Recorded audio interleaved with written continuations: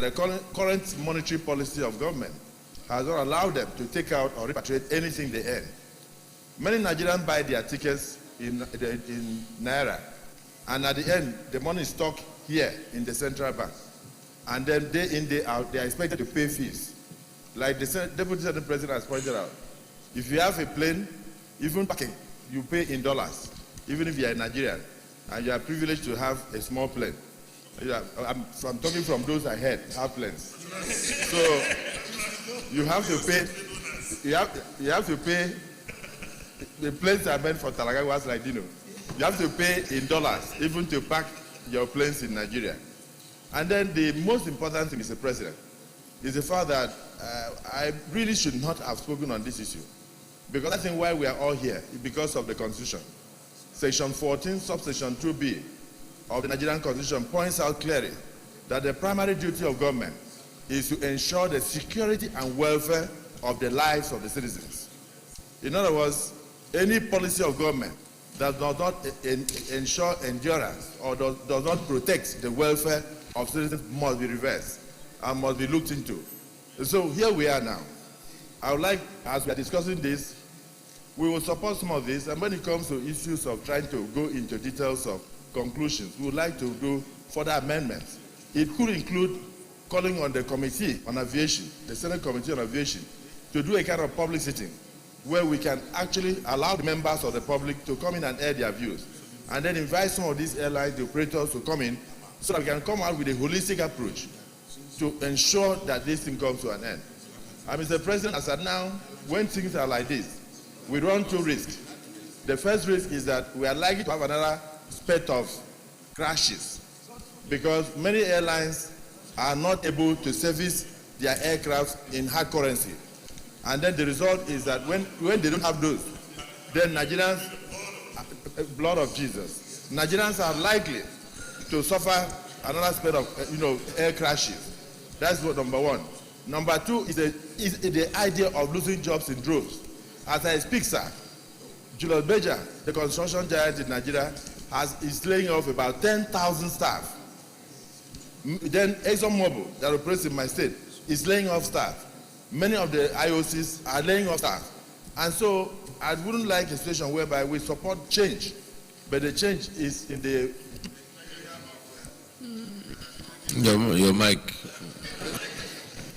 Yes, the change is positively losing jobs. So really, I support this motion, and I want us to save jobs and ensure the welfare of Nigerians, and I want to call for a public debate on this issue. And when we come to the issue of trying to end the conclusions, we would like to also offer our advice and say, how come when we were in office from 1999, no airline moved out of Nigeria? None went to Equatorial Guinea to refuel. None went to Ghana to refuel. How did we do it? Please ask us so that we can also explain. Thank you. Distinguished colleagues, today we have so many reports for consideration. Let's just go.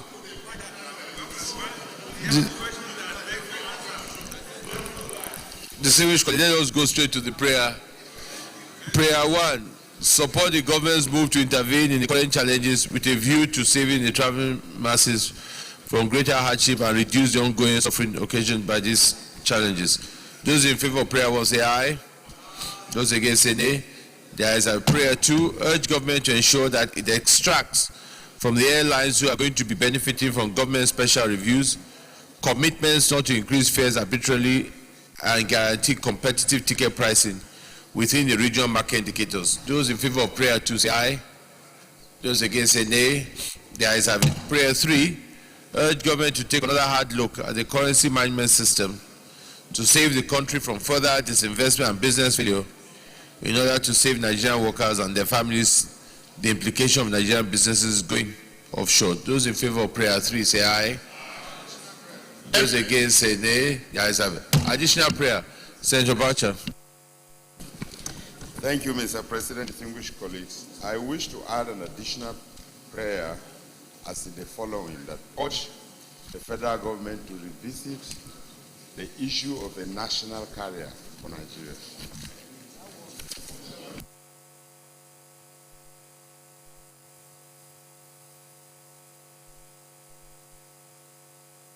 Any seconder to this additional prayer?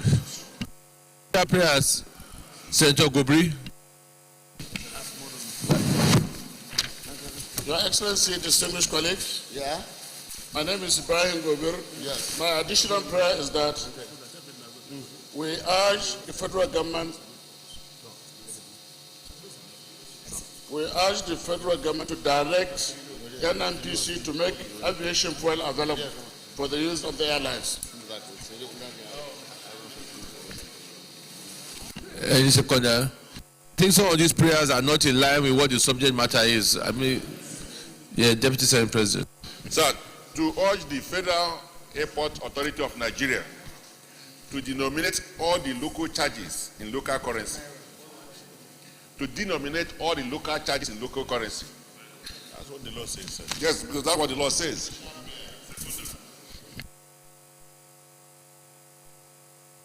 Seconder, yes, Senator Dino.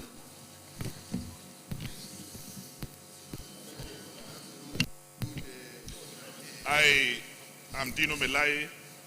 I rise to second this motion and to also support few of us who already have placed out of it. Distinguished those in favor of this additional prayer to urge the Federal Airport Authority to dominate all the local charges in local currency. Those in favor of this additional prayer say aye. Those against say nay. The ayes have it. Minority Leader. Thank you, Mr. President, my distinguished colleagues. My additional prayer will be to urge the relevant committee, particularly the Senate Committee on Aviation, to call for and hold a public hearing on the situation in the aviation industry with a view to getting the operators and everybody involved so that we can give a holistic advice to government to ameliorate the situation. Distinguished colleagues, I want to thank all those that contributed to this important motion. I think there was no seconder, so there was no need to. We have moved on. Those who have contributed to this motion, the major issues here, as we said, is to understand the suffering of the masses and ensure that the central bank and government, we commend them for their prompt intervention in addressing this matter, but should ensure in addressing this matter that the real benefit goes to Nigerians and that the airlines must sit down and engage with government so that the benefit will come to Nigerians, so that we can stop this issue of airlines suspending their business in the country. Leader of the Senate. Mr. President and my distinguished colleagues, the third order of the day is the resumption of the adjourned consideration of the report of the Joint Committee on Special Duties and Establishment and Public Service on the Northeast Development Commission Bill 2016. Distinguished senators will recall that further consideration on the report of the committee was deferred for further legislative action on Tuesday, 14th day of June 2016. Mr. President, with your permission, I wish to move that the Senate do resolve into the Committee of the Whole to resume the consideration of the report. I so move.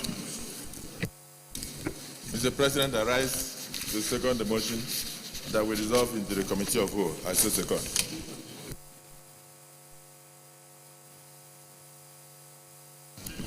Distinguished colleagues, those in favor that we resolve to Committee of the Whole to consider to resume the consideration of the report say aye. Those against say nay. The ayes have it.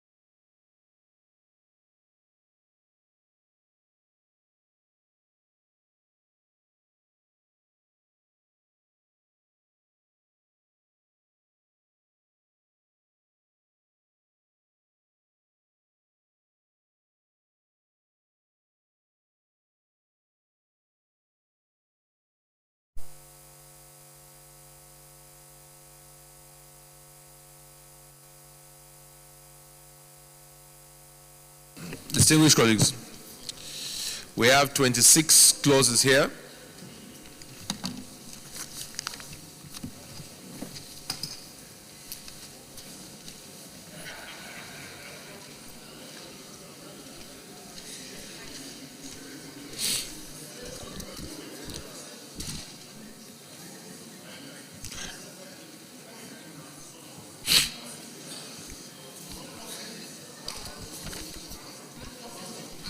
committee should be set up to look at one or two of the controversial issues then, which was likely where the commission should be located.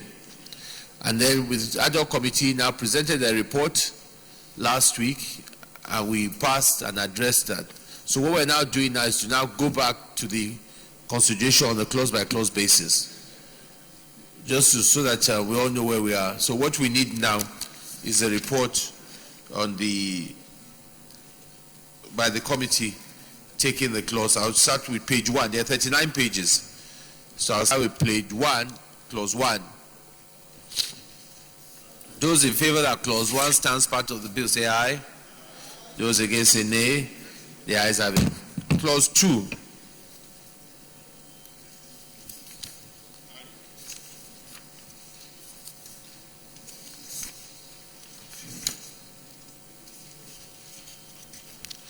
Clause 2. Those in favor that clause 2 stands part of the bill say aye. Those against say nay. The ayes have it. Clause 3.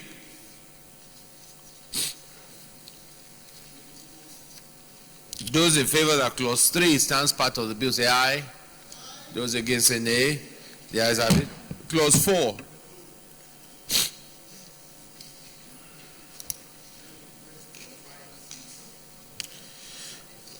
Clause 4. Those in favor that clause 4 stands part of the bill say aye.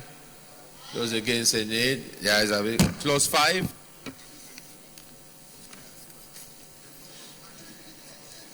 Clause 5 is on page 7. Those in favor that clause 5 stands part of the bill say aye. Those against say nay. The ayes have it. Clause 6 on page 8. Those in favor that clause 6 stands part of the bill say aye. Those against say nay. The ayes have it. Clause 7.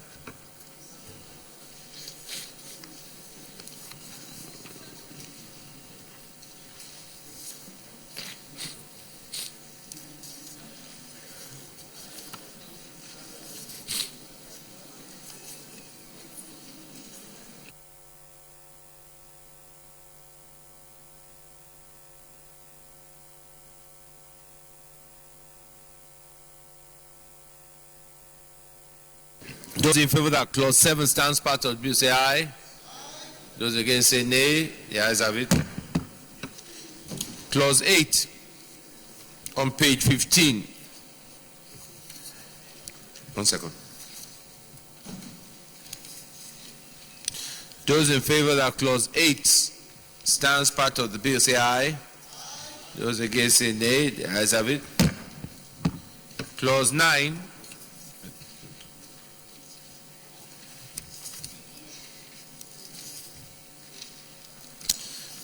Those in favor that clause 9 stands part of the bill say aye. Those against say nay. The ayes have it. Clause 10.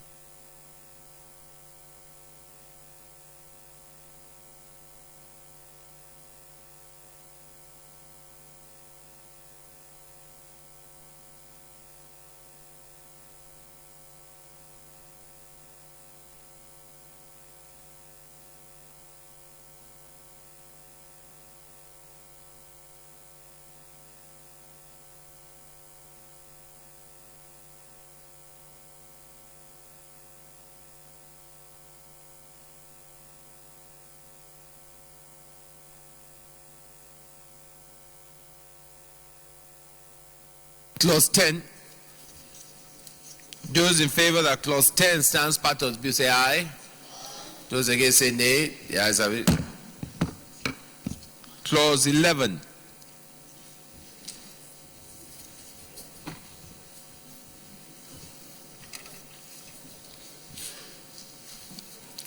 Those in favor that clause 11 stands part of the bill say aye. Those against say nay. The ayes have it. Clause 12.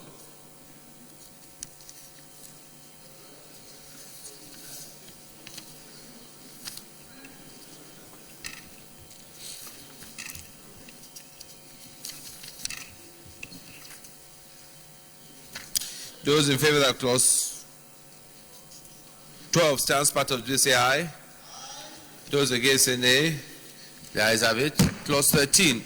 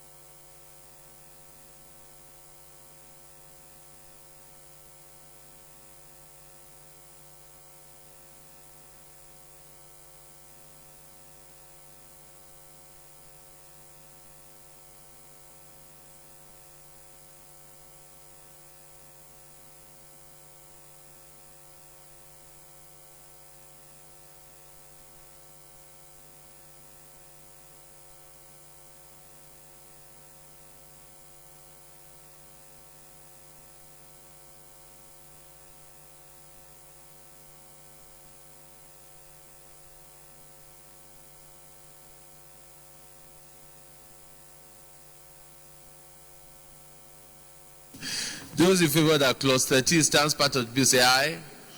Those against say nay. Yeah, amendment, yeah.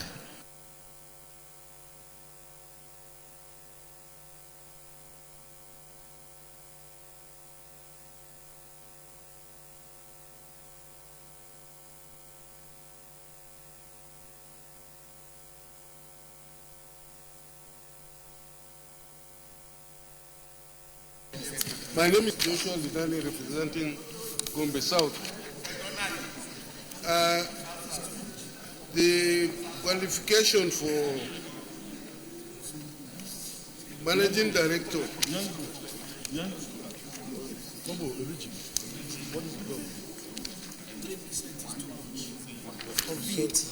The qualification for the managing director would state that he shall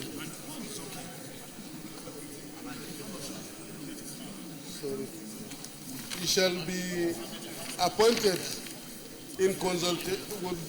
His appointment shall be confirmed by the Senate in consultation with the House of Reps.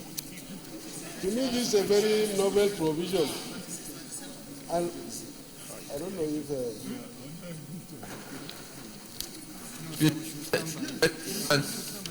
Yeah.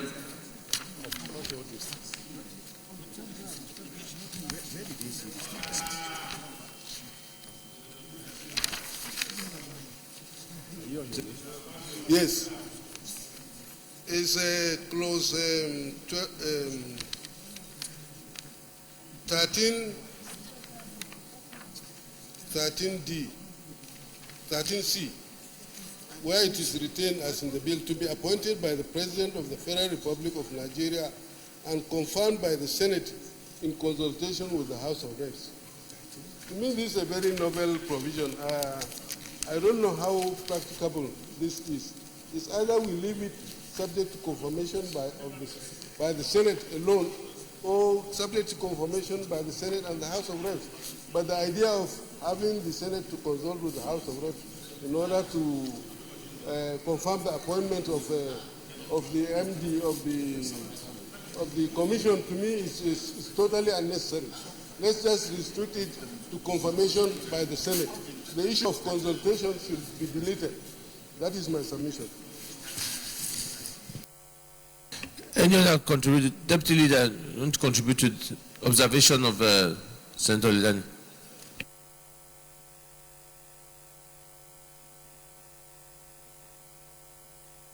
Senator Lidani is suggesting that 13C should be appointed by the President and confirmed by the Senate. Full stop.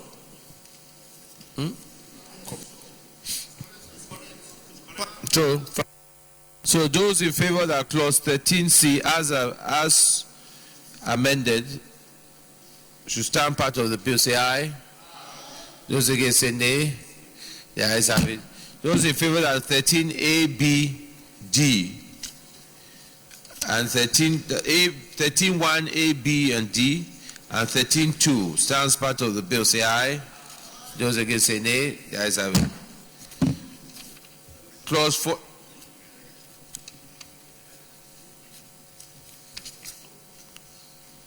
Clause 14. Those in favor that clause 14 stands part of the bill, say aye. Those against say nay. The ayes have it. Clause 15.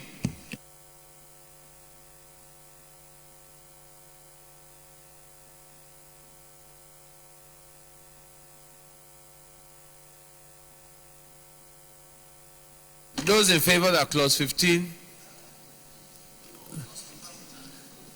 Senator Olujimi.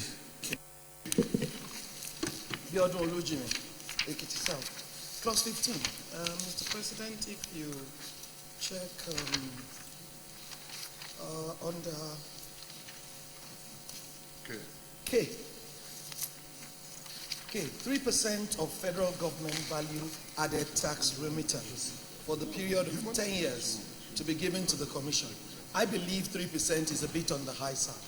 I think if we reduce it to 2%, that will be a bit more amenable. Thank you, Mr. President. Senator Yai. Thank you, Mr. President, Mr. Chairman, my distinguished colleague.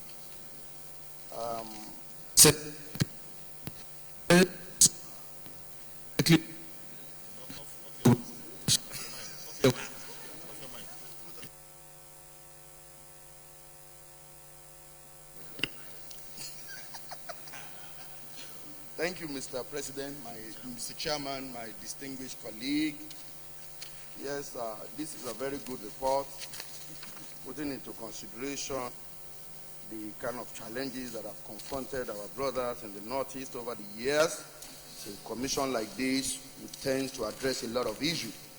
But Mr. President, going to the funding part of this bill, which is the fund of the commission, and going through it section 15 from section 15 subsection 1 to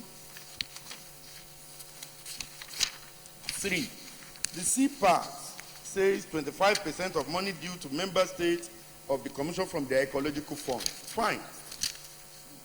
The F part, it said proceed from all other assets that may from time to time accrue to the commission.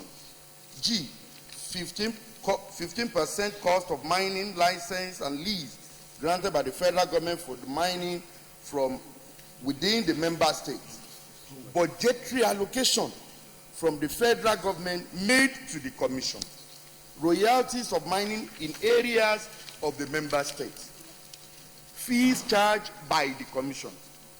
The key part of it, Mr. President, Mr. Chairman, 3% of the federal government value-added tax, VAT remittance for a period of 10 years be given to the commission.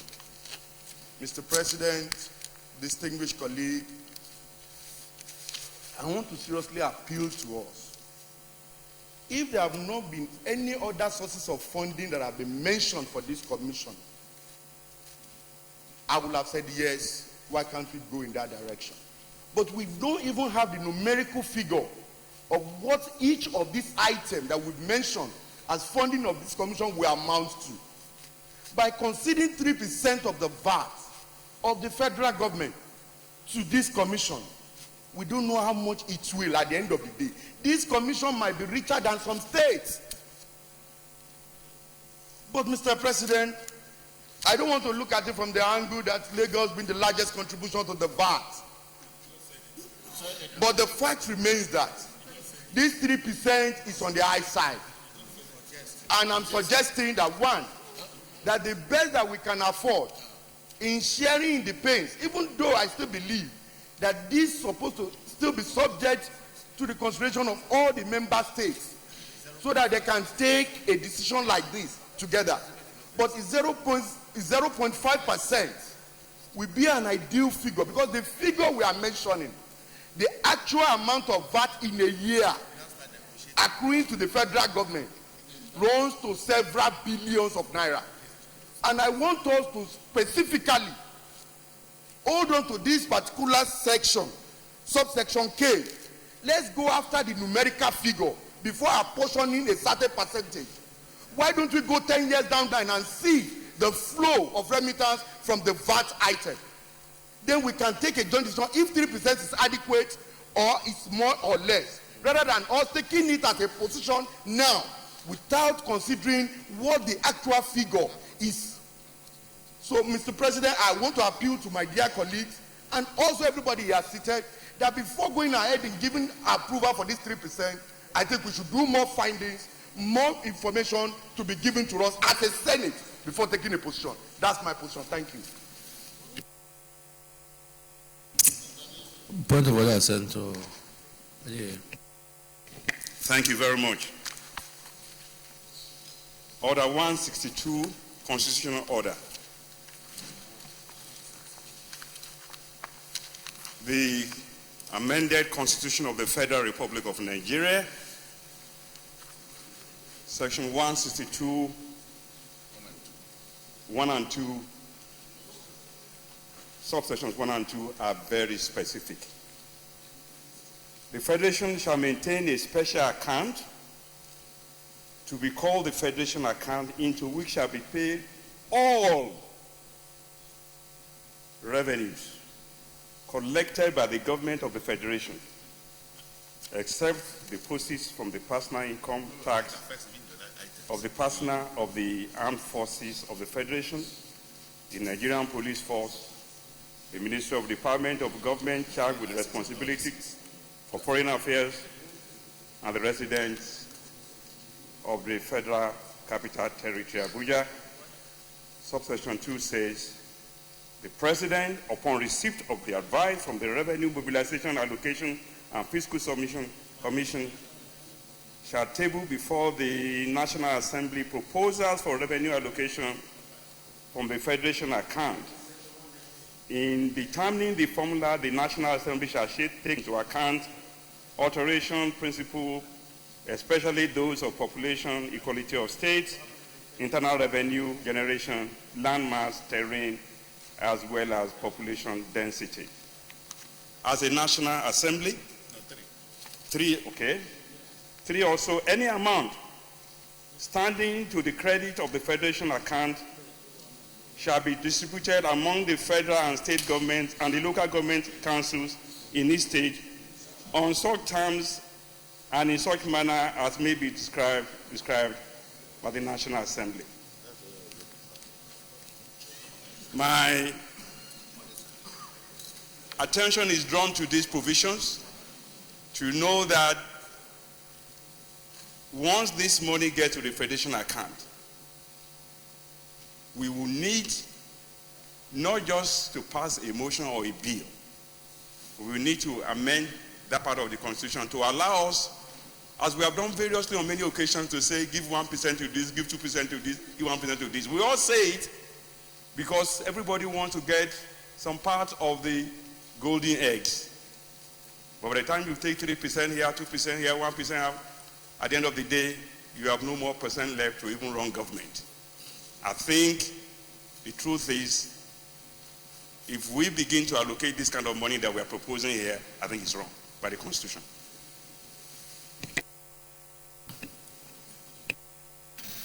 My name is Senator Nala Kebbi South. Let me respectfully say that it will amount to the most charitable interpretation of our Constitution to restrict the power of the National Assembly in respect of this matter based on the provision of 162.3.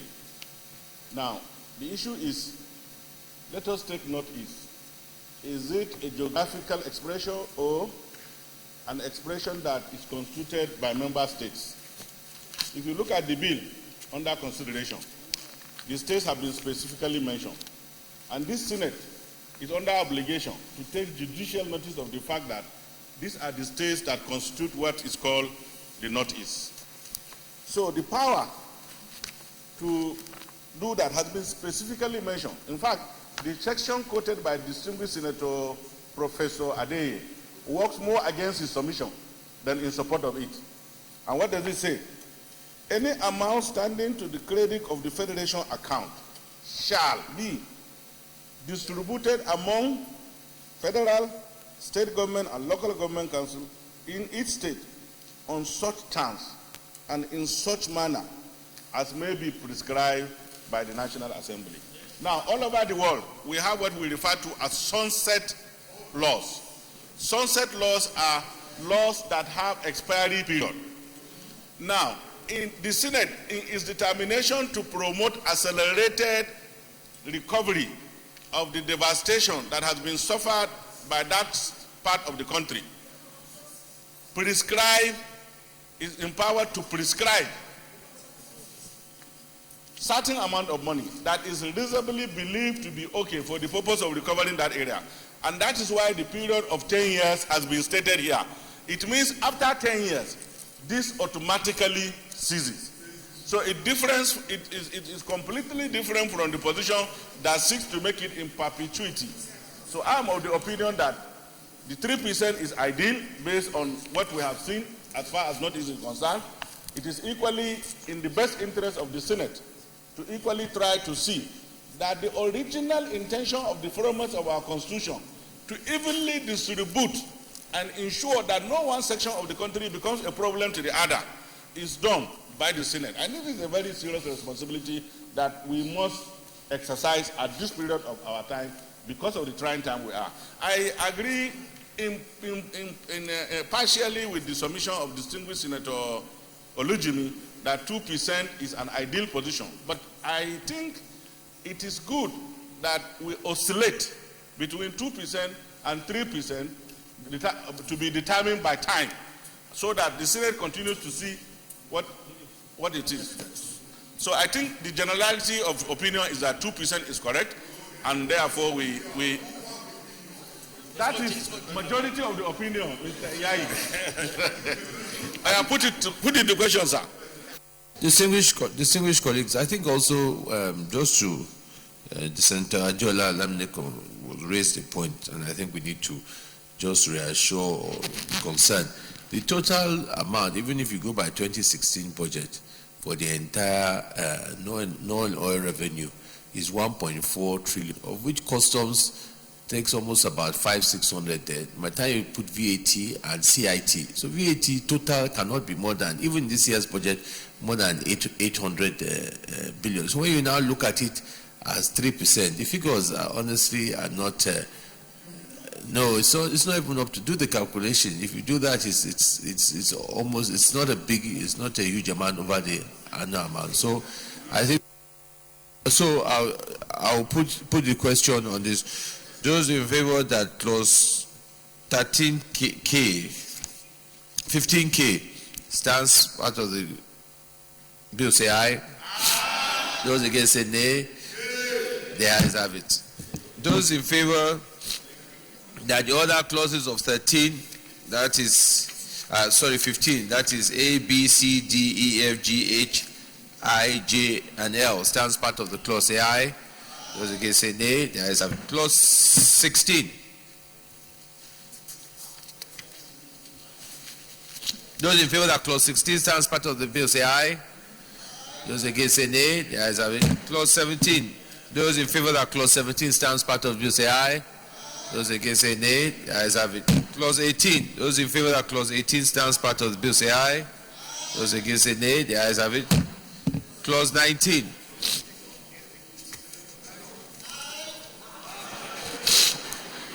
Those in favor that clause 19 stands part of the bill, say aye. Those against say nay. The ayes have it. Clause 20. Those in favor that clause 20 stands part of the bill, say aye. Those against say nay. The ayes have it. Clause 21. Those in favor that clause 21 stands part of the bill, say aye. Those against say nay. The ayes have it. We're on page 33 now. Those in favor that clause 22, 23.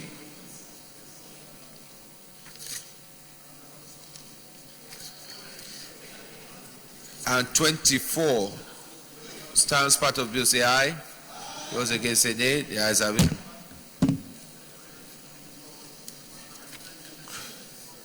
Clause 25. Those in favor that Clause 25 stands part of the bill say aye. Those against say nay. The ayes have it. Those in favor that Clause 26 stands part of the bill. Oh, sorry. Those in favor that the short title, Clause 26 stands part of the bill say aye. Those against say nay. The ayes have it. What progress? And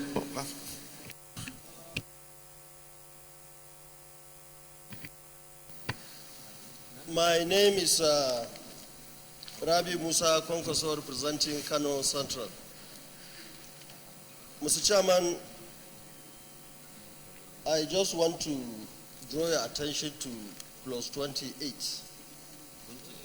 Mr. Chairman, the member states means Adamawa State, Bauchi, Borno, Gombe, Taraba, and Yobe State. Mr. Chairman, we all know that these are the states that are in the northeast. But Mr. Chairman, for the purposes of this law, the issue of this disaster that is facing the northeast, Mr. Chairman, I want to say that it's a common knowledge that what happened in the northeast certainly happened in Kano State. In one day, Mr. Chairman, over 200 people were killed in Kano. Properties were destroyed across the state. And Mr. Chairman, I want to crave the intelligence of my distinguished colleagues, the senators of this Senate, to please include Kano State, especially that Kano comprises of everybody, people across the country, Yorubas, Igbos, and all other tribes lost their lives in Kano, in markets, in parks, in universities, and so on and so forth. So, Mr. Chairman, for the purposes of this law, I want you, and through you, appeal to the senators to please include Kano State for the purposes of this law. Thank you very much, Mr. Chairman.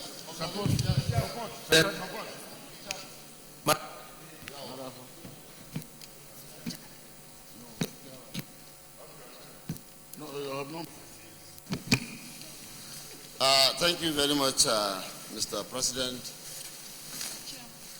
Mr. Chairman, thank you, my sister. My distinguished colleague, Kabir Garba Mafa, representing the Zamfara Central. My distinguished colleagues, Mr. Chairman, I think they said what is good for the goose is good for the gander. I rise to support the position canvassed by my colleague and leader from Northwest, Senator Rabi Musa Konkoso, that Kano State and Plateau State, I think, needs to be considered in this bill. What we are discussing about Northeast today is largely caused by the problems of Boko Haram. And with due respect, my distinguished colleagues, we all supported this bill, believing that it is the right thing to do for Northeast. But we are not unmindful of the fact that there are some states in the Northeast that didn't suffer 1% of what Kano State suffered in terms of Boko Haram devastation. So in spirit of togetherness, just like we supported our own friends from Northeast, believing that this is the most sensible thing to do for them, I plead that Kano State from Northwest, Plateau State from North Central should be considered, and Taraba is part of Northeast, but they have not suffered anything. They have not suffered any effect of this thing. So, Mr. President, my distinguished colleagues, I'm making a passionate appeal that Kano State be included, yes, in this, and Plateau State, sir, be included in this bill in the spirit of togetherness, just extending what we have extended to the Northeast. I so move, Mr. President. Senator Barao Jibril. Thank you, Mr. Chairman. Mr. Chairman, my name is Barao Jibrin. I come from Kano State, Kano North in particular. Mr. Chairman, the degree of devastation that Kano State suffered during the Boko Haram episode cannot be quantified. And I want to tell this august Senate, there are some states in the Northeast probably did not suffer 1% of what Kano State suffered. Mr. President, just like Lagos, Kano is a microcosm of Nigeria. You have everybody there. The degree of loss, if you quantify what the Igbos, the Yorubas, and people from Kebbi lost during that time, you can't imagine. It's something that's very big. Mr. President, if you want justice to play in this legislation, we must include Kano as part of the state that will be assisted via this legislation. I call on my colleagues from Anambra State, from Imo State, from all the states. Your citizens suffered, and they should be assisted. Simon Gary suffered. You need to assist in making sure Kano is included in this legislation. This is not inside. Senator Abdullahi Yaya. Thank you, Mr. President, Mr. Chairman. I think the issue here has to be looked at dispassionately from really what has happened and the impact this thing has had in generality of the northeast, and particularly northeast and northwestern zones of this country. So I am suggesting an amendment, sir. That is, member state means Adamawa State, Bauchi State, Borno State, Gombe State, Taraba State, and Yobe State, and any other state directly or indirectly impacted by the insecurity and humanitarian disaster of the Northeast insurgency. And Northeast insurgency. I'm making this, Mr. Chairman, sir. Yes, I said, and any other state. I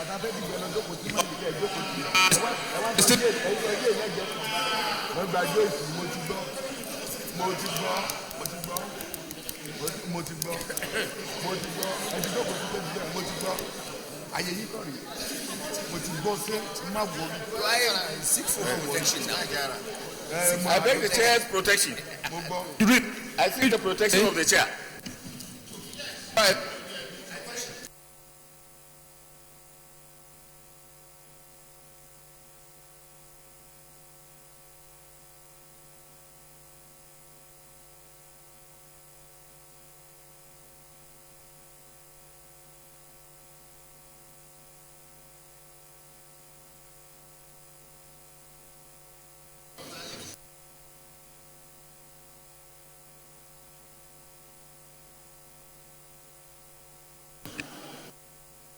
Senator Abdullahi, go ahead. My amendment, sir, suggests that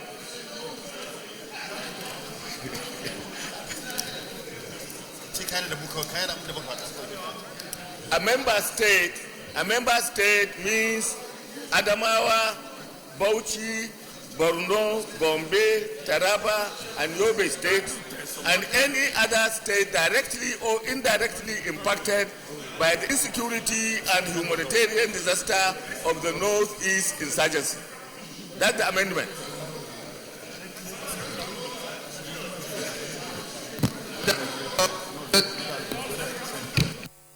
Yes, Senator Lidani, point of order. My name is Joshua Lidani, representing Gombe South. My point of order is based on Order 53. Order 53, Rule 6, if I may read with the kind permission of the Chair. It shall be out of order to attempt to reconsider any specific question upon which the Senate has come to a conclusion during the current session, except upon a substantive motion for decision. This Senate has already taken a decision on this bill. It has already taken a decision. It will be out of place for the Senate to reopen discussions on this matter. The government has already gone and you cannot attempt to reopen discussion on this matter. I support the bill with the creation of non-central commission.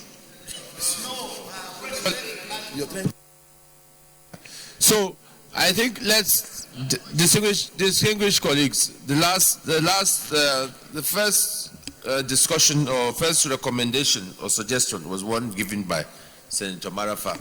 So I'll put the question. In his recommendation, he said that the states of Kano and Plateau should be included. So I'll put this question. Those in support that Section 5, Clause 5, as amended to read member state, including Kano and Plateau, those in favor say aye. Aye. Those against say nay. The ayes have it. Anybody that is bold enough to put, report progress. I move that the Senate bill revert into plenary to report progress. I second the motion that Mr. Chairman reports progress. I say second. Those in favor that report progress say aye. Those against say nay. The ayes have it.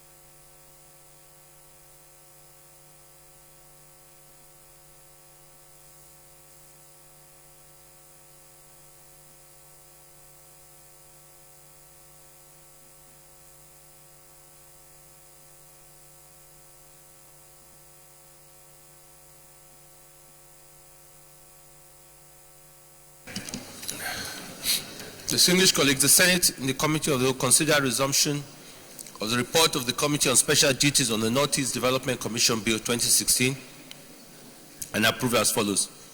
1 to 10 as recommended, 11 to 12 as recommended, 13 as amended, 14 to 24 as recommended, 25 as amended, schedule as recommended, short title as recommended, long title as recommended. Is this a true reflection of what transpired in the Committee of the Whole? Thank you. Leader of the Senate. Mr. President and my distinguished colleagues, may I now move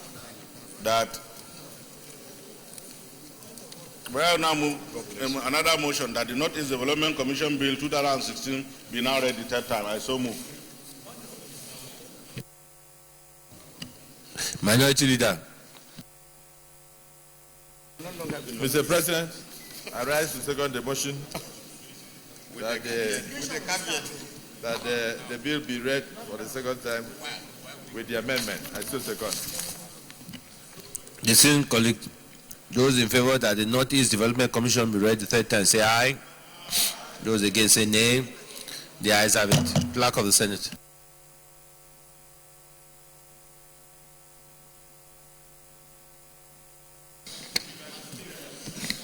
Mr. President, distinguished senators, a bill for an act to establish the Northeast Development Commission charged with the responsibility, among other things, to receive and manage funds from allocation of Federation account and international donors for the settlement, rehabilitation, and reconstruction of roads, houses, and business premises of victims of insurgency, as well as tackling menace of poverty, literacy level, ecological problems, and any other related environmental or developmental challenges in the Northeast states and for other matters related, 2016, third reading.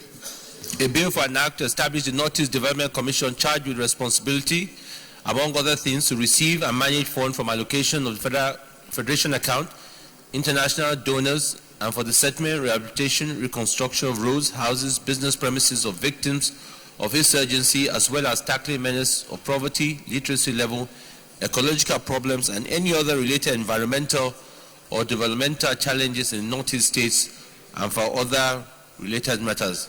Third reading.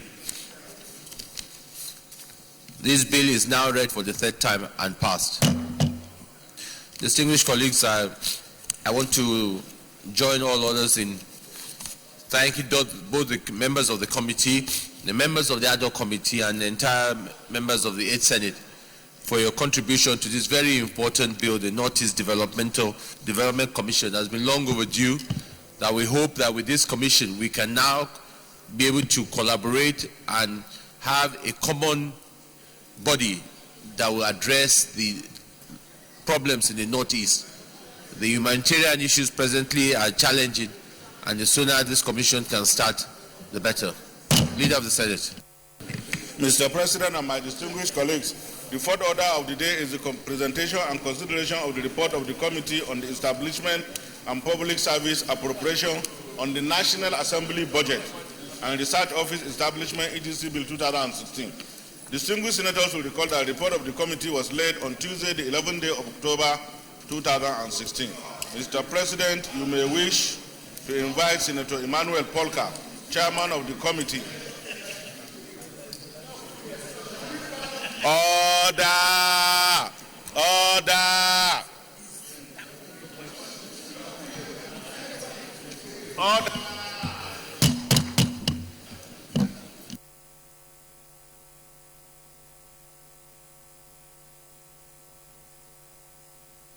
Order!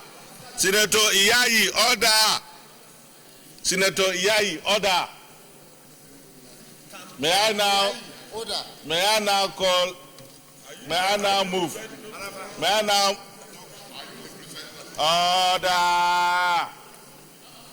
order? Lagos Central, order! Order! Order! Mr. President, you may wish to invite distinguished Senator Emmanuel Polka, chairman of the committee, to move the motion for the presentation and consideration of the report. Senator Polka. Mr. President, dear colleagues, Senator Polka Emmanuel is my name, Bayelsa Central. A report of the Senate Committee on Establishment and Public Service and Appropriation on the National Assembly Budget and Research Office, Establishment Etc. Bill 2016 SB 222. Mr. President, dear colleague, the Senate at its sitting on Wednesday, 27 April 2016, read the National Assembly Budget and Research Office, Establishment Etc. Bill 2016 SB 222, the second time, and referred same to the Committee on Establishment and Public Service and Appropriation for further legislative action. The Joint Committee was given 4 weeks to report back. Mr. President, dear colleagues, let me go straight to the brief background to the bill. The Senate may wish to note that the 6th National Assembly passed the same bill in both chambers and accordingly sent to Mr. President for assent. The President withheld his assent and consequently sent it back to the National Assembly. Similarly, with the inauguration of the 7th National Assembly, the same bill was reintroduced in the House of Representatives, and after undergoing the normal legislative processes, sent to the Senate for concurrence. The Senate accordingly concurred with the House of Rep Unfortunately, the bill was again not attended to before the past government left office. It is regrettable to note that enormous resources were spent by both 6 and 7 National Assembly on this bill through public hearing, retreats, and interactive sessions with stakeholders without the bill being assented to. Just a second, Senator Porker. Distinguished colleagues, please, there's too much noise in the chambers. Distinguished colleagues, can you please all go back and take your seats so that we can carry on with this session?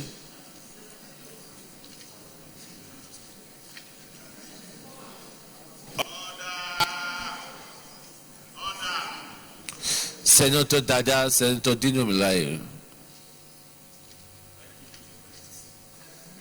All right, Senator Porker.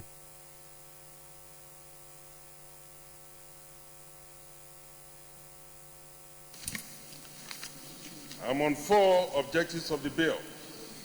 The main objective of the bill is to provide the National Assembly with independent, unbiased, and non-partisan analysis of the national budget estimate. B, provide independent, unbiased analysis of the budget of the National Assembly in developing the annual budget. C, provide independent and continuous review of the budget of the federal government, including monitoring of existing and proposed program and budgets. D, provide technical assistance to all committees in both chambers of the National Assembly.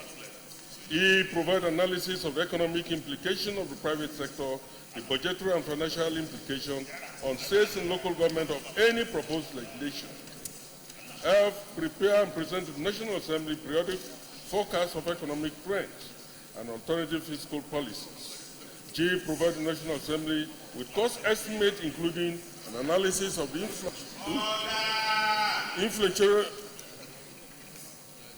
inflationary impact of any proposed legislation, analyze parameter indices, macroeconomic presumptions, and fiscal policy objectives. Methodology through committee action. The Joint Committee met and resolved to adopt the following procedure. 1, receive memoranda from stakeholders. 2, conduct interactive sessions with stakeholders. 3, collate and analyze memoranda and oral testimony during interactive sessions. Opinions of members during debate.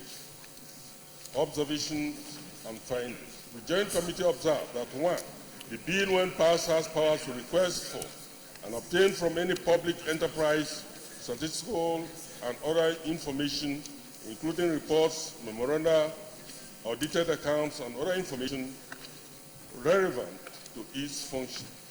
2, liaise with relevant bodies or institutions, national or international, for effective performance of its functions.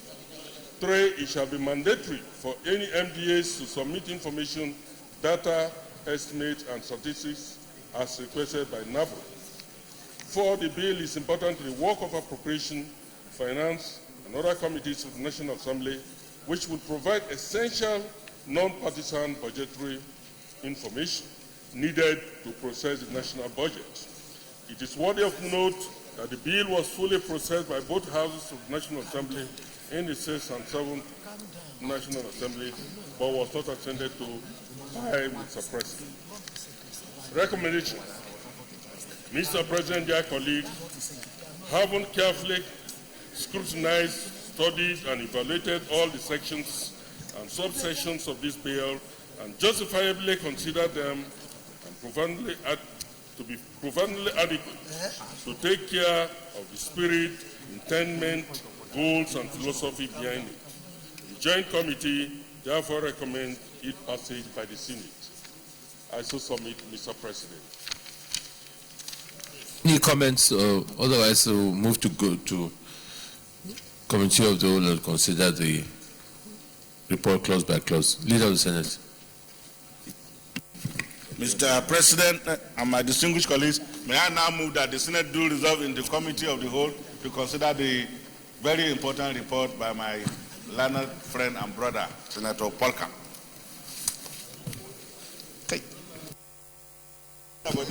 Mr. President, distinguished colleagues, I rise to second the motion moved by the leader that we resolve into a committee of whole to consider the bill moved by Senator Polka. Distinguished colleagues, those in favor that resolve the committee of the whole consider this report clause by clause say aye. Those against say nay. The ayes have it.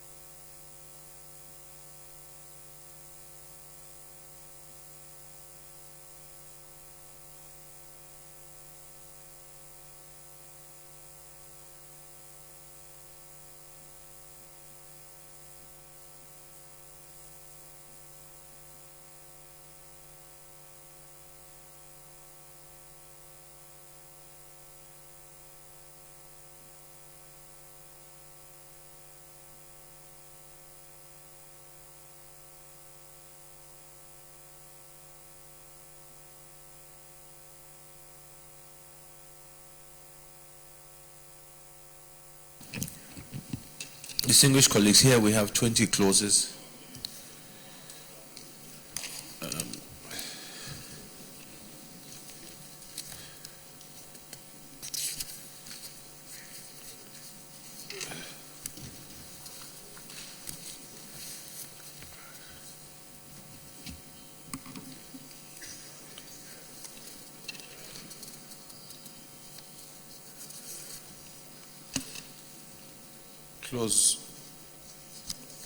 Clause 1.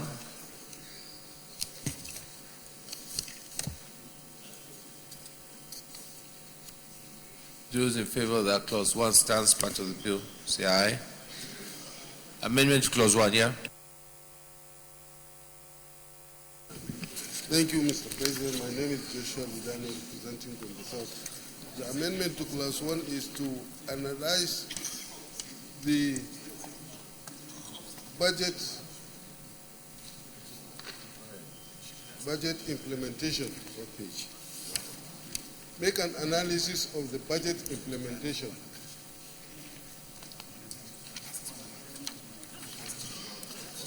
Where are you? An addition. What page? Clause 1. Yes. Page 1 now. Clause.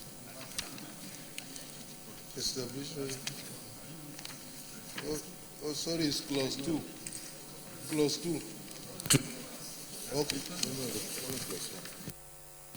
Those in favor of that clause 1 stands part of the bill, say aye. Those against say nay. The ayes have it. Clause 2, yeah, Central Land. Clause 2, I would propose that we add an additional clause, that is clause E, to say, make an analysis of budgetary implementation by government agencies. Because all these ones are talking about budget estimates, proposals submitted to the National Assembly.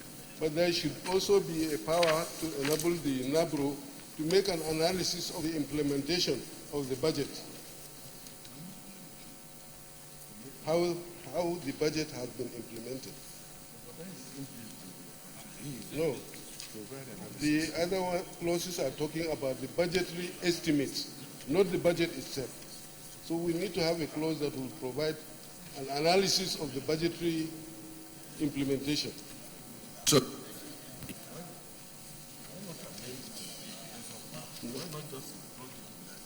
No, we include E.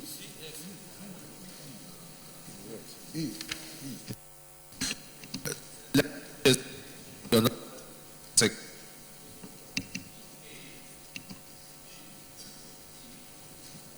Since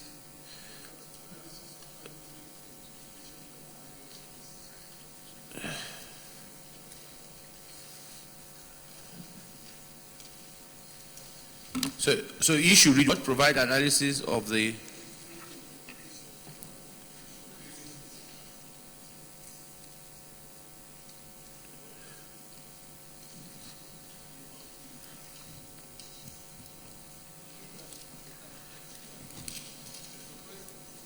yeah.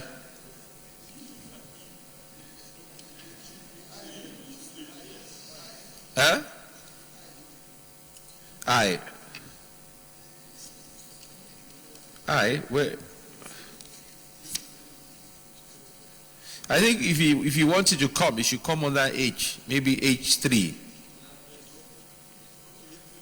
H3. Submit to both chambers of the National Assembly no later than June every year. But this report cannot be a once. It cannot be just once every year. This kind of report on budget. If you are talking about budget implementation, it at least should be quarterly. So I think it has to stand alone. So maybe that's what I'm saying, that let it come. Maybe it can come as K. Submit to both chambers quarterly report on budget implementation. Yes? Okay.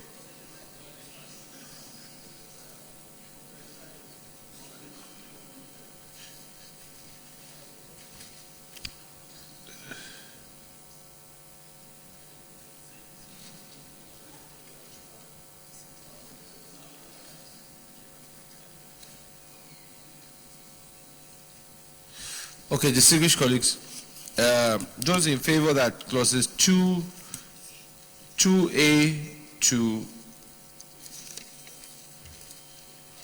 J stands part of the bill, say aye. Those against say nay. The ayes have it. Those in favor that a new clause 2K, which will read, submit to both chambers of National Assembly quarterly report of budget implementation. Those in favor that the new clause 2K should stand as part of the bill, say aye. Those against say nay. The ayes have it. Clause 3.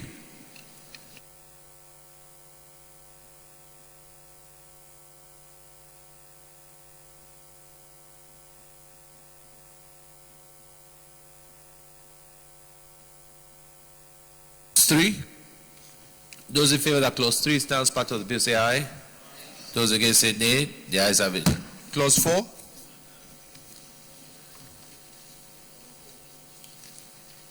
Yes.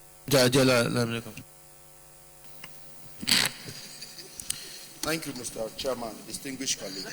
Clause 4, under the composition of the board. The board shall comprise of the following: the President of the Senate as chairman, the Speaker of the House of Representatives as vice chairman, and 6 members of the National Assembly. The President and the vice chairman of the board is explicit for 6 members. How many goes to the reps and how many to the Senate? I believe it should be more explicit. That's my observation, sir. To suggest you want 3 members to the House of Representatives and 3 members to the Senate. Okay. So the president, so 6 members of which,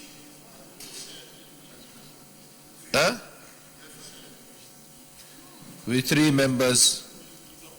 Yeah. Okay, Chairman Polka, maybe you tell us. Yeah. Yeah, the intention is that the 6 members have to come, one from each political zones. I think the issue you raise is very genuine. The 6 members, one has to come from each geopolitical zone. And so the intention is that 6 members from the Senate, 6 members from the House of Reps. 6. Yes.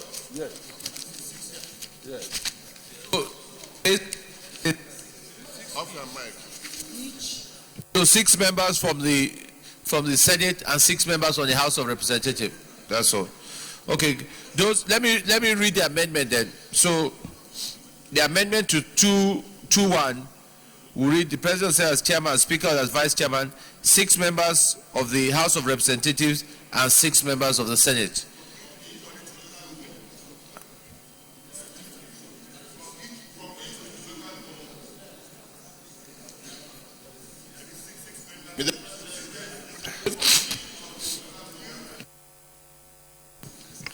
Mr. President, sir, the 6 members, since we have 6 geopolitical zones, 1 member from each of the geopolitical zones should be reflected.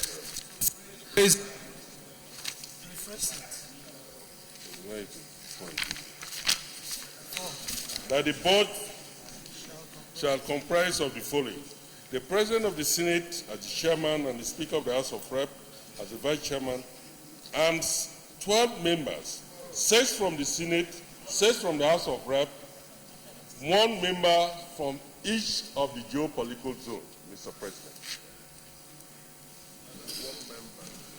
With 1 member each from.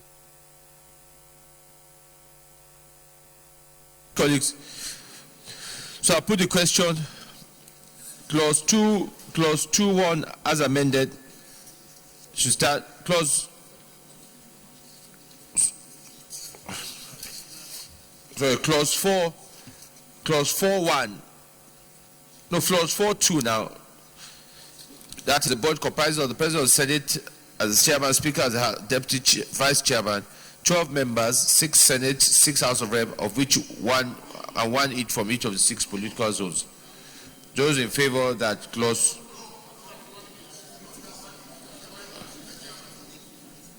Yeah, go ahead. Mr. Chairman, if I will hear you correctly, I think what he's trying to say is that each member, for instance, we have 6 members of the Senate. Each of the members, of these 6 members, 1 must be from the Southwest, 1 must be from the South-South, 1 from the North Central. Abi? Yes. Okay. So we 2 of them.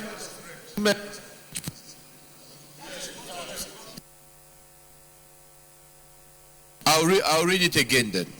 Clause 4(2) we read: the board shall comprise President of the Senate as Chairman, Speaker as Vice Chairman, 12 members of the National Assembly, 6 from the Senate, 6 from the House of Rep, and 2 members from each of the 6 geopolitical zones. That's what it comes to.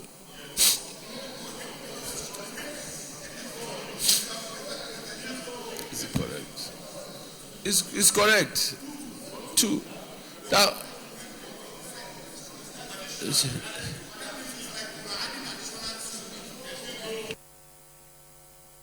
Yes, and Albert.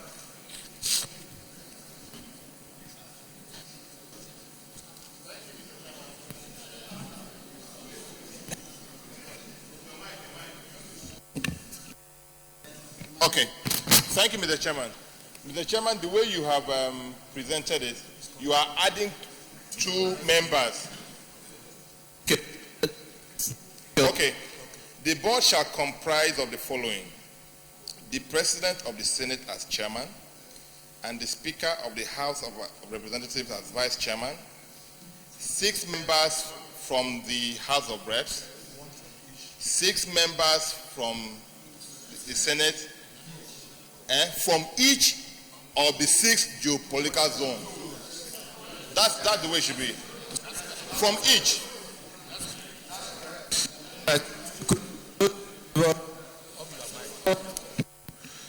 As amended, stands part of the bill, say aye. Those against say nay. The ayes have it.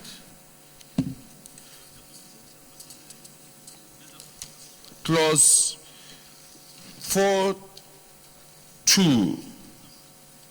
Clause 422. Chairman, Senator Porker,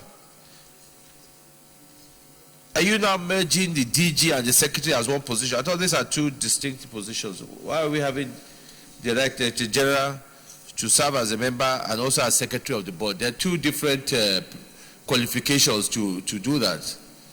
So the Director General should stand as one and the Secretary should stand as, yeah? So I'll put the question there that clause 4 423 will be the Director General.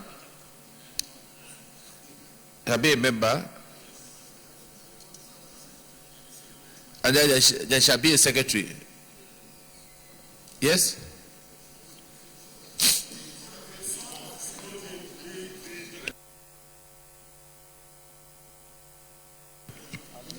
Mr. President, the Director General is a member of the board and as well served as the Secretary of the board. But he's not the best.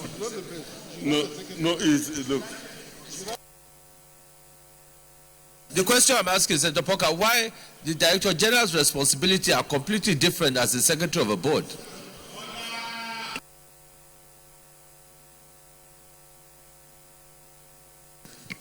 A similar connotation with that of NAILS, just like we have in NAILS. The DG satisfies the board, takes care of the day-to-day running of the board, and he serves as the Secretary of the board. So it doesn't require us to appoint a new secretary from somewhere. Just because that. Then he should be an executive secretary rather than a DG. No. Yes, Senator Lamneko. Thank you, Mr. Chairman, once again, distinguished colleague. I think the intention of the committee in introducing the Director General as the Secretary of the board and to be member of the board, this cannot be far-fetched as a result of one.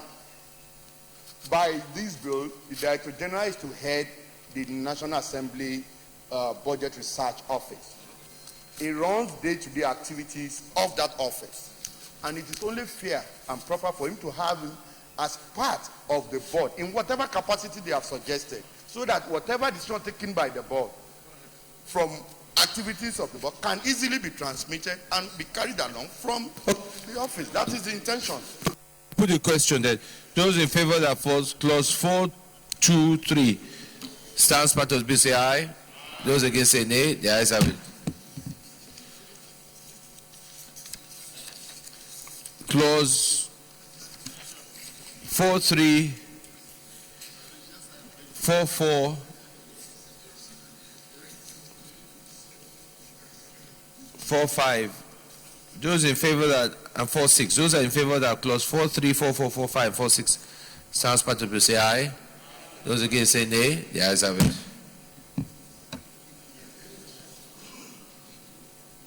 Clause 5. Those in favor that clause 5 stands part of the bill say aye.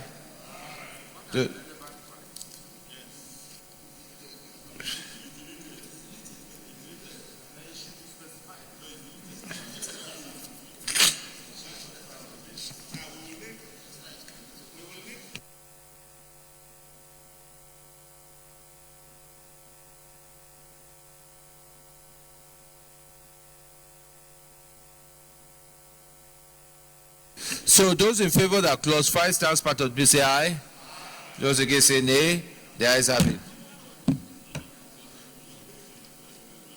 Clause 6. Those in favor that clause 6 stands. Before we go to clause 6, clause 5 that is deleted, is there no qualification for the DG? Because that is a profession. Is there no qualification for the DG? Chairman. The DG has, when we come to that point, the DG has its own qualification. There is a section, yes, sir. Where is this young man? And this black is... Your mic here, thank you. Those in favor that clause 7 stands part of the bill say aye. Those against say nay. The ayes have it. Yeah, Senator Jola, clause 7. Mr. Chairman, my reservation about the deleted of under the remuneration and allowance of members is the committee telling us that the members of the board, the secretary, will not be entitled to any allowance at all. That is why they are deleted, or they are trying to just keep silent on it in order not to allow us to know what and what constitutes the benefit of allowance of being a member of the board of NABRO. I don't know. I don't understand. That's why I want the chairman to clear. Is there? Huh? Is there? They are not. Yes, but I didn't know entitled to any sitting allowance or It's anything. there. It's like there. that. It's there. Okay. Okay. It's there. Okay. Okay. Clause 8.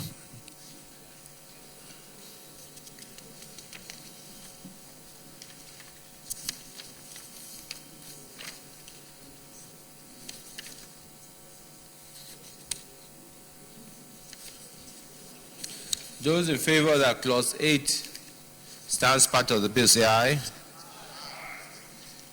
Those against say nay. The ayes have it.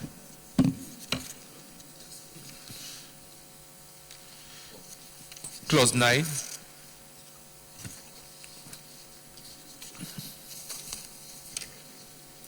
Yes, Senator Shafa. Clause 9, Senator Shafa from Lagos East. Clause 9(2).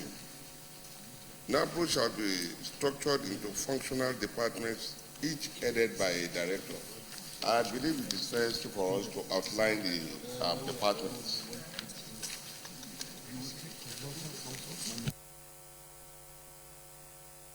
Next page.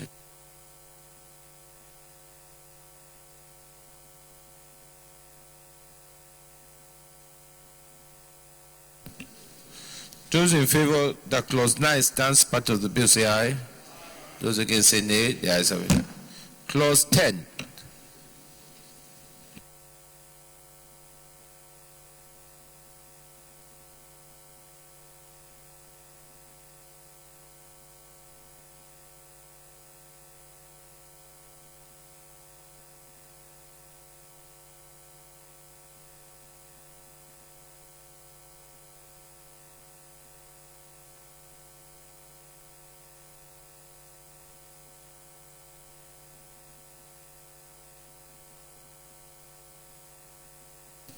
Clause 10.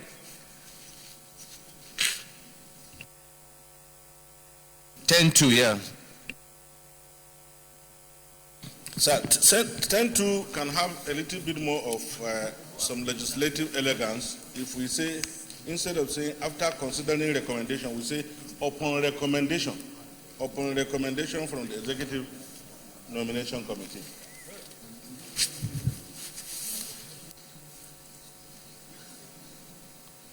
No, they're saying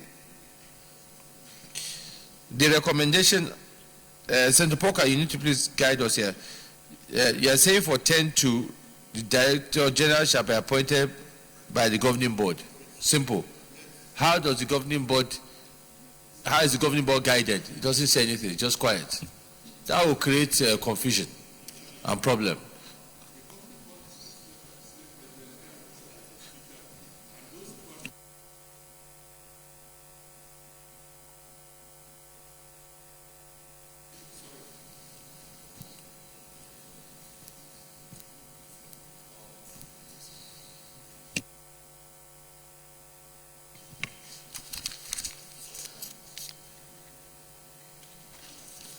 Just like I was saying, the governing board is constituted by the Senate President, the Speaker, and those 12 members, 6 from the Senate and 6 from the House of Reps.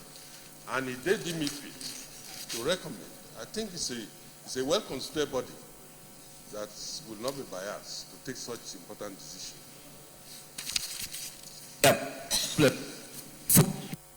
There has to be work done before it gets to the board. I mean, at the board level, yes, but what happens before it gets to the board?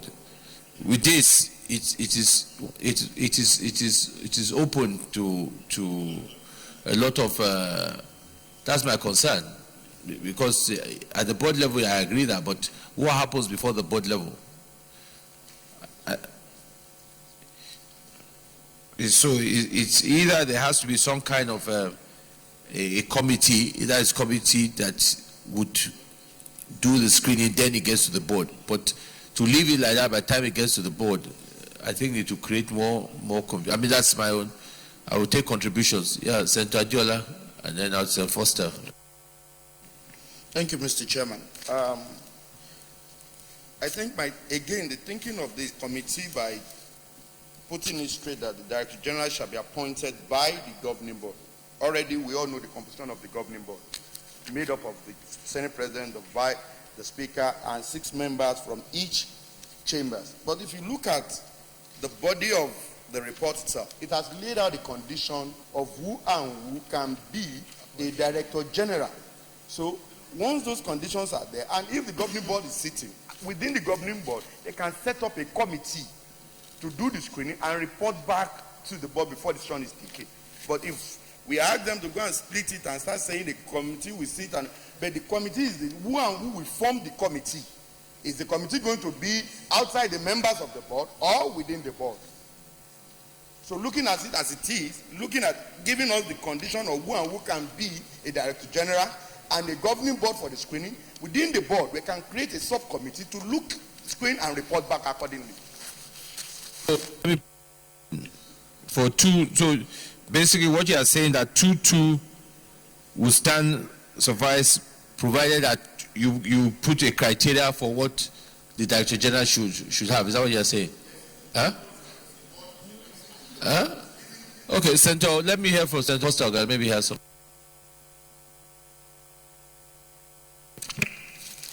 Distinguished Chairman, distinguished colleagues, I remain Foster Ogola. The process should be that in both houses there is a committee on establishment. Since it involves a public service position, it is the advertisement of the board that will be screened by both committees before it goes to the board, the way other public officers are screened by the relevant committee before the chambers pass it. So it should be the responsibility of the 2 committees on establishment to screen these people according to the provisions of qualification and report to the board for appointment.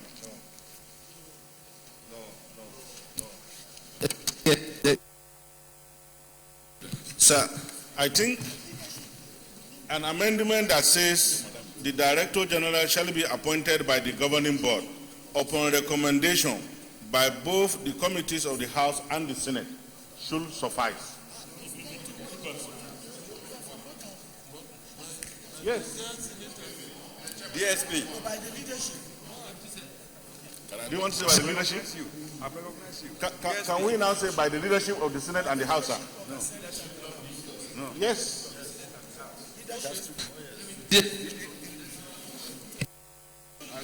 Thank you, Mr. Chairman. Stem B, this is akin to the NILS Act.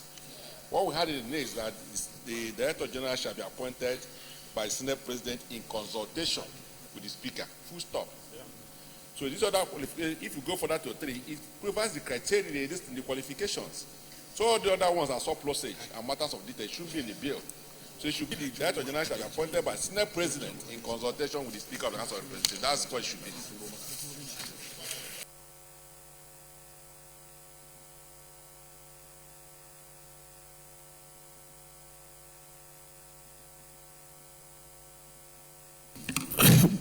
But what to 10.3 read?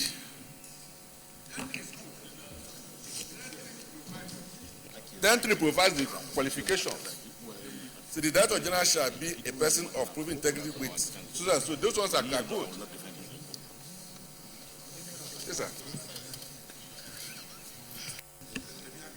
So just to 10, I'll put the question then. Those in favor of 10.2 as amended, say aye. Those against, say nay. The ayes have it. 10.3, that the Director General shall be a person of proven integrity. Yeah, Senator Bayo. Sir, my name is Baro Jibrin, Kano North. I want 10.3 to be amended this way.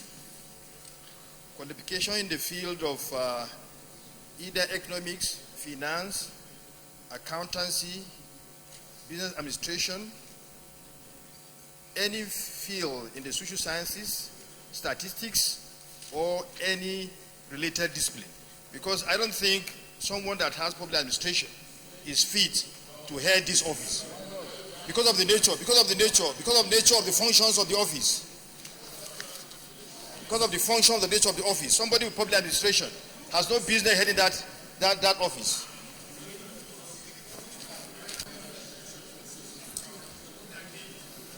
Distinguished colleagues, the recommendation is saying that the Director General shall possess appropriate qualifications. What is appropriate qualifications? Huh? So why don't we make it in the relevant fields? That's what we're saying. Hey, it doesn't say. It just says appropriate qualifications. Huh?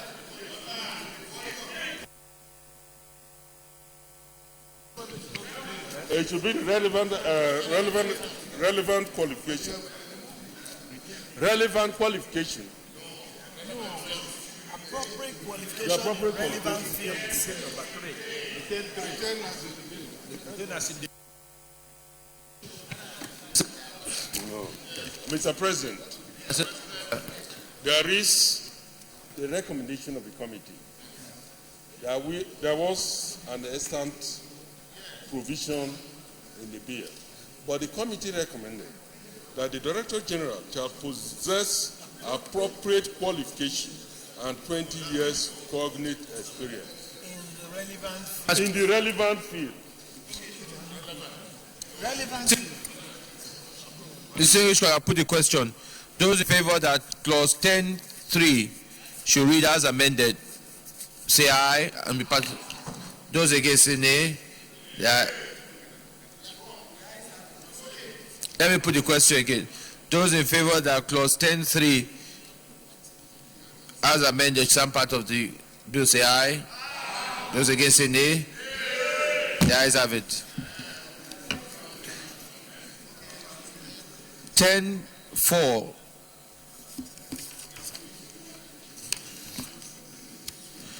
Clause 10(4) and 10(5). Those in favor of clause 10(4) and 10(5) sounds part of bill say aye. Those against say nay. The ayes have it. Clause 10(6).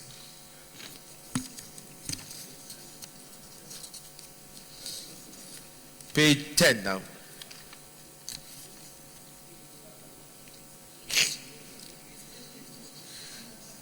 It's on page 10.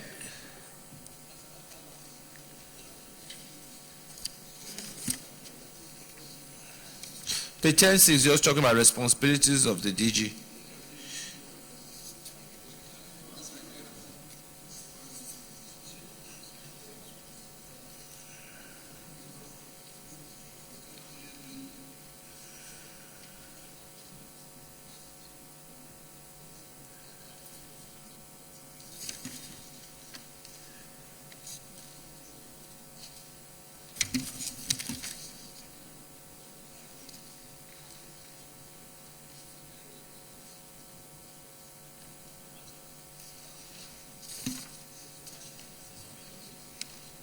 Yeah, those in favor of clause 6A, that is clause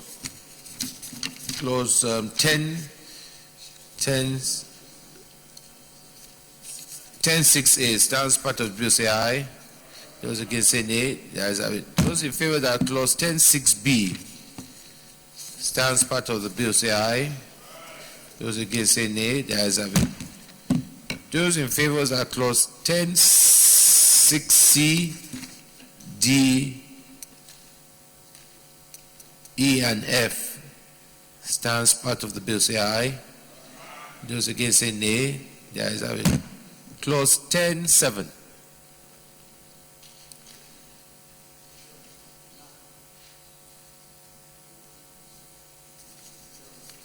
Yeah, Senator Lamineko.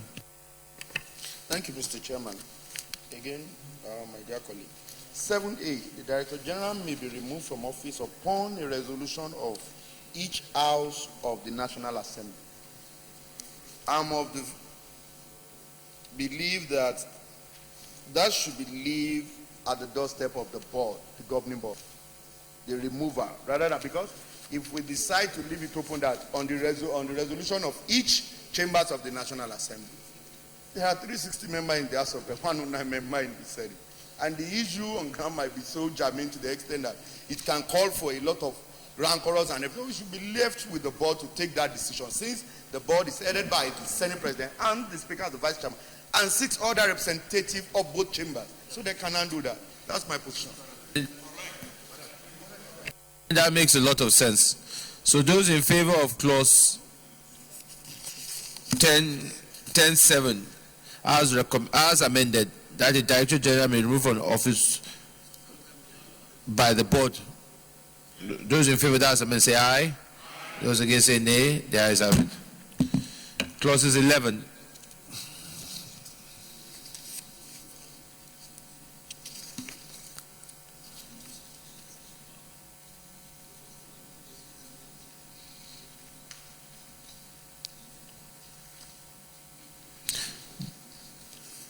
Clause 11.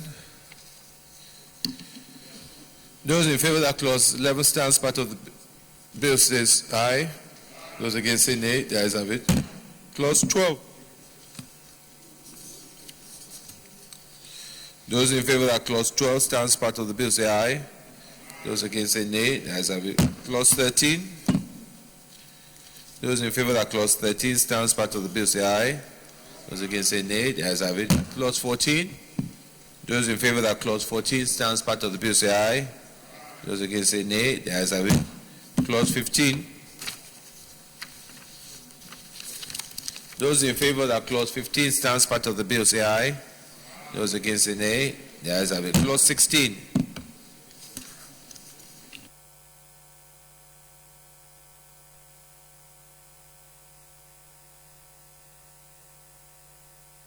Those in favor of that clause 16 stands part of the bill say aye. Those against say nay. The ayes have it.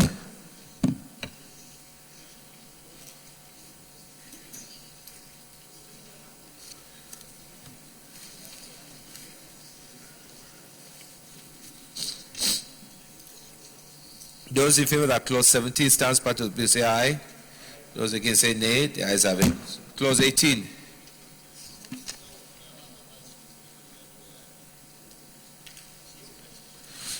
Senator Porker, under clause 18, what powers are we giving to the Director General to ensure that agencies comply with their request for data? This has always been a problem.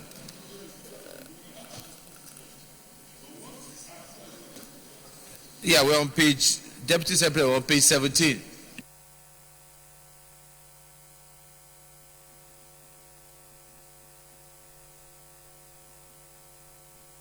Clause 18, page 17. Obtaining of data from public bodies.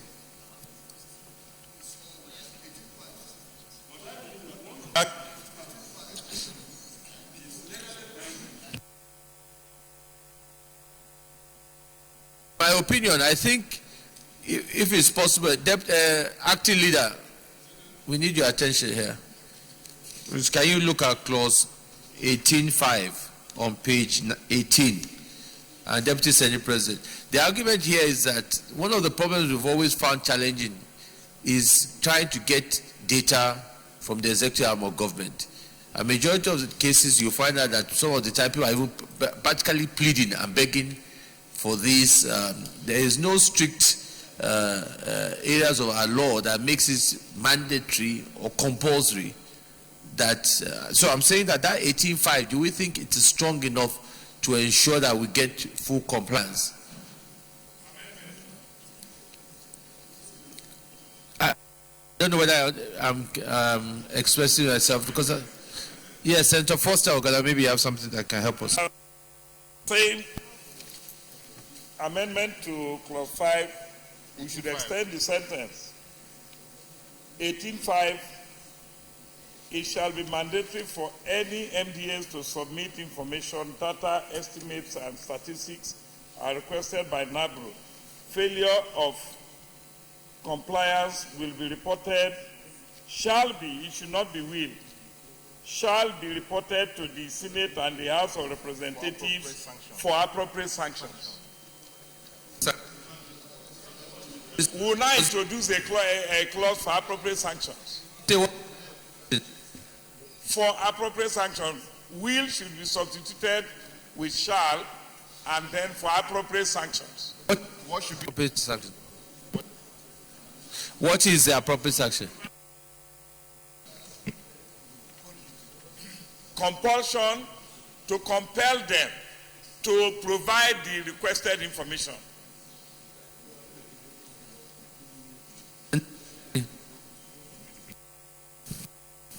Thank you, Mr. Chairman. My name is Joshua Daniel.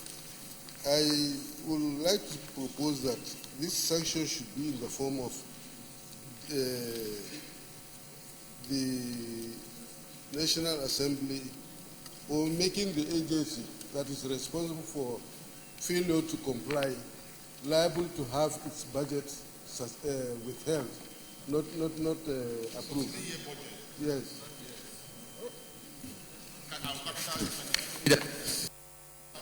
Sir, I think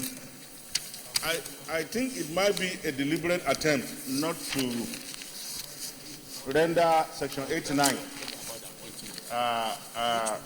important, because Section 89, sir, says under when 89(1)A says the power includes to procure all such evidence, written or oral, direct or circumstantial, as it may think necessary or desirable, and to examine all persons as witnesses whose evidence may be material or relevant to the subject matter. But this says, in the event that they fail to issue a warrant to compel the attendance of any person who, after being summoned to attend, fails, refuses, or neglects to do so, and does not excuse such failure, refusal, or neglect to the satisfaction of the House or the committee in question, and to order him to pay all costs which may have been occasioned in compelling his attendance, or by reason of his failure, refusal, or neglect to obey the summons, and to also impose such fine as may be prescribed for any failure. But I think the appropriate sanction will have been to avoid duplicating is to say that where the two committees requires the attendance or procurement of evidence from any government authority or whatever, and they so refuse or neglect to do so, a resolution of the two houses upon the recommendation of the board shall make him to cease to hold the office he's holding. Something, yes.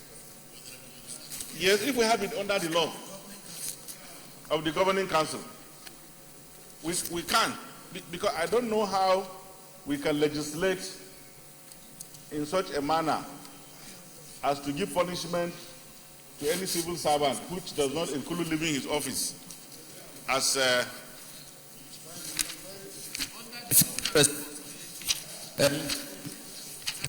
responsibility law. I thought there are certain sanctions there for non-compliance of returns. That's why I was looking to DSP and yourself to guide us in that area, if you can recollect, because the only way this organization can be effective is if information are at any given time. If it's chasing information at all the time, this agency is dead on arrival right from day one. And that is why I think that just like the Fiscal Responsibility Act, there must be sanction so that agencies take it seriously when they get a letter from NABRO to know. Yes, Senator use in public accounts. Maybe you can give us your experience. Thank you, Mr. Chairman, distinguished colleague, once more, Adiola Olamileko. Mr. Chairman, the major function of this board, this is National Assembly Budget Research Office, is to carry out research of the budget of the federal government, both before and after.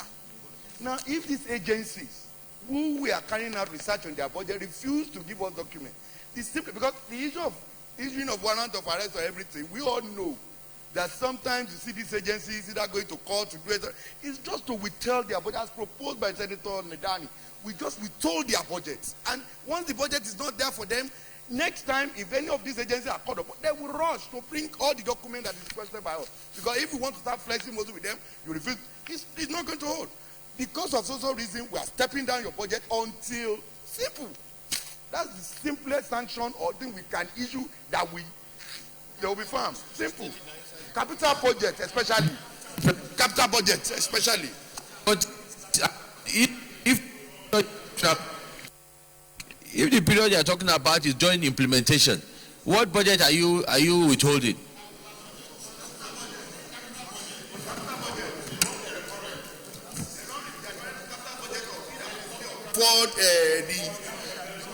Thank you, Mr. Chairman. We are in 2015. We are preparing for 2017 budget estimates.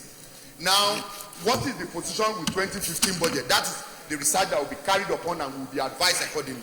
But in 2016, when the NABRO office is reporting to us about the activities or research carried out, those agencies that have refused to comply will be given to the board and by extension to the both houses of the National Assembly to deliberate upon.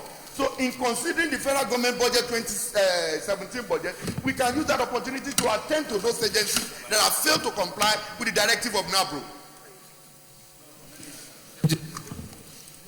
Sir, that cannot work. Because that will almost be a blackmail. What we are doing here, sir, is lawmaking. And law carries punishment if you commit an offense. Yeah. What I think we should do, sir, is that we should make a provision that every MDA should, upon request, provide information required by NEBRO. And then it will have be that any person who is in charge of that information who fails to give it commits an offense, and upon conviction should pay a fine of so and so amount or go to imprisonment or both. I have the amendment, sir. Yeah, Deputy. I'm proposing an amendment to 5. I'm proposing an amendment. I'm proposing an amendment to 5 that says any person who refuses and/or neglects to submit information, data, exhibits, and is said to have committed an offense, and upon conviction shall be liable to an imprisonment for a term of 2 years without option of fine. Yes. We should not give option of fine, sir. Yes. That's the amendment, sir. I'll put the question. We're now at 18.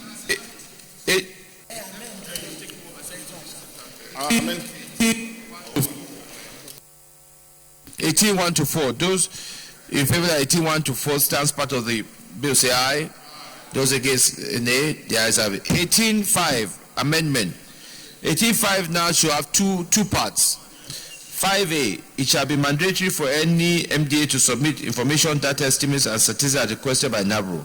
5B, any person who refuses or neglects and neglect to submit such. Can we say that? To submit such? No. To submit, then we should just repeat.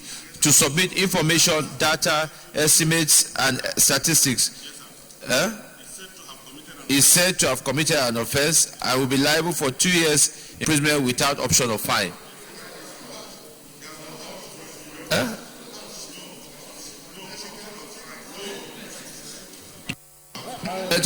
There should be an option of fine or both.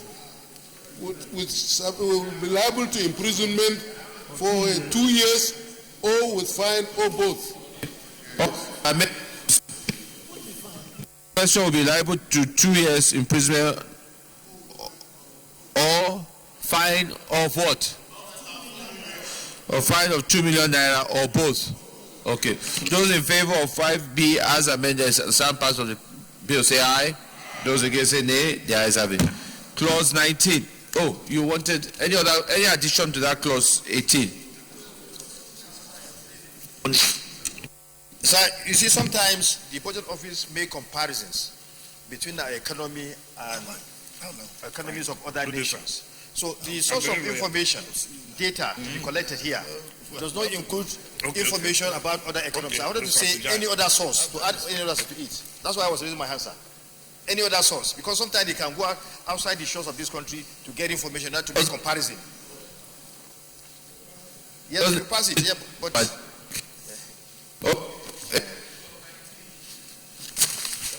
thank you. Clause 19. Those in favor that clause 19 stands part of the bill say aye. Those against say nay. The ayes have it. Those in favor that clause 20, short title sounds part of the bill say aye. Those against say nay. The ayes have it. Those in favor that paragraphs 1 to 6 is part of the schedule 1 say aye. Those against say nay. The ayes have it. Those in favor that the explanatory memorandum on page 23 stands part of the bill say aye. Those against say nay. The ayes have it. And those in favor that the long title on page 1 stands part of the bill say aye. Those against say nay. The ayes have it. Leader of the Senate. May I now move, Mr. Chairman, that the Senate will revert into plenary to report progress. Mr. Chairman, distinguished colleagues, I rise to second the motion that the Senate will revert to plenary to report progress. I so second. Distinguished colleagues, those in favor that we back to plenary to report progress, say aye. Those against say nay. The ayes have it.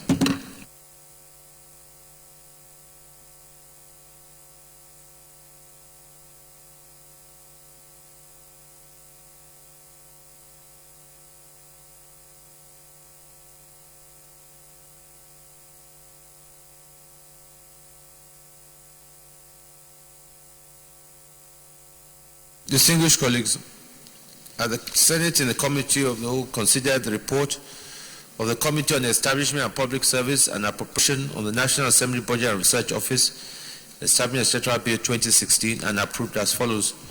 Clause 1 as recommended, Clause 2 as amended, Clause 3 as recommended, Clause 4 as amended, Clause 5 to 9 as recommended, Clause 10 as amended, Clause 11 to 17 as recommended, Clause 18 as amended, Clause 19 as amended, schedules as recommended, short title as recommended, long title as recommended. Is this a true reflection of what transpired in the Committee of the Whole? Leader of the Senate. Mr. President and my distinguished colleagues, will I now move another motion that the National Assembly Budget and Research Office Establishment ETC Bill 2016 be now read the third time. I so move, Mr. President. Mr. President, distinguished colleagues, I rise to second the motion that the bill be read a third time.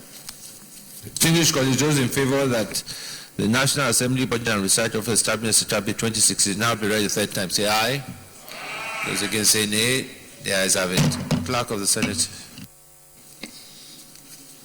Mr. President, distinguished senators, a bill for an act to establish National Assembly Budget and Research Office, which shall provide the National Assembly with objective, timely, and non-partisan analysis needed for economic and budget decisions and other related matters 2016, third reading. A bill for an act to establish National Assembly Budget and Research Office, which shall provide the National Assembly with objective, timely, and non-partisan analysis needed for economic and budget decisions and other related matters 2016, third reading. This bill is now read the third time and passed. I want to commend the committees of Establishment and Public Service and Appropriation for the report. A good job has been done.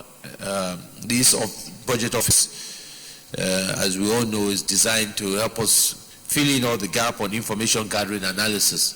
And I believe that this is a best practices in having this kind of office, and it will help the work here at the National Assembly, particularly in the area of budget processing.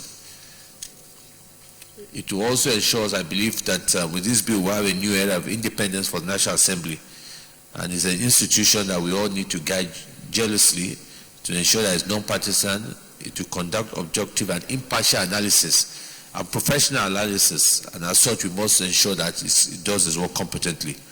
I thank you all for this work on this bill. Leader of the Senate.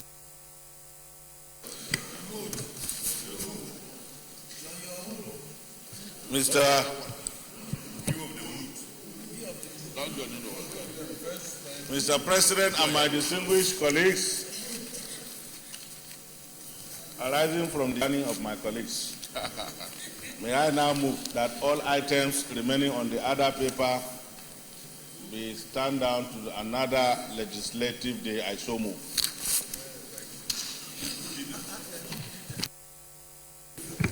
Mr. President, distinguished colleagues, I rise to second the motion that we stand down the remaining items on the order paper till the next legislative day.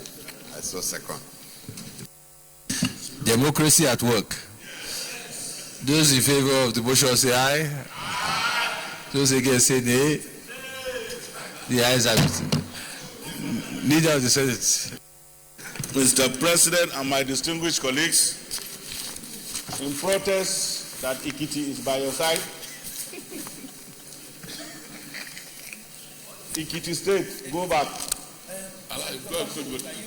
Ikiti, we are adjourning the house. May I now move that this house do stand adjourned to Tuesday,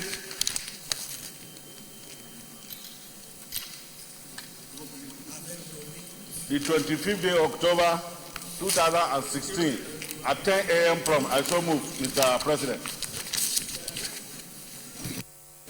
Mr. President, distinguished colleagues, I rise to second the motion that the Senate do adjourn till Tuesday, 25th of October 2016 at 10 a.m. I so second. Distinguished colleagues, those in favor that the Senate hereby adjourn to Tuesday, 25th October 2016 at 10 a.m. say aye. Those against say nay. The ayes have it. The Senate is here accordingly adjourned to Tuesday, 25th October 2016, 10 a.m. prompt.